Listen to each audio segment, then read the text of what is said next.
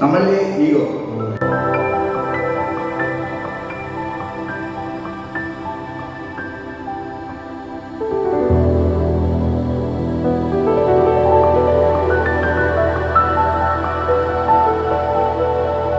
നിങ്ങളുടെ ഉള്ളിലുള്ളത് എന്ത് പ്രശ്നമാണെങ്കിലും ശരി, അതിനെ തീർക്കാൻ കഴിവുള്ളത് സ്വന്തം സൃഷ്ടാവിന് മാത്രമാണ്.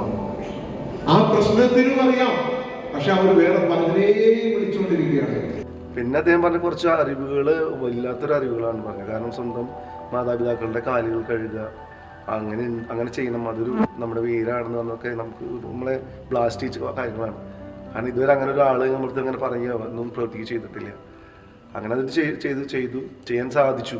അതുപോലെ ഭക്ഷണം മേടിച്ചു കൊടുക്കില്ല, അതുപോലെ ദാനധർമ്മം നമ്മൾ ചെയ്യുന്നുണ്ടെങ്കിൽ പക്ഷെ ആ കൊടുക്കുന്ന രീതിയുടെ ഒരു നമ്മൾ എങ്ങനെയാണ് സമർപ്പിച്ച് കൊടുക്കുന്നത്, അദ്ദേഹത്തിനെ എങ്ങനെ കാണണം, ആ ഒരു ആംഗിളൊക്കെ പറഞ്ഞത് വലിയൊരു കാര്യമാണ്. അതിനുശേഷം വളരെ നമ്മുടെ മനസ്സിൽ ഒന്നും ഇല്ല ശരിക്കും പറഞ്ഞാൽ. ഇപ്പോൾ ശരിക്കും സത്യം പറഞ്ഞാൽ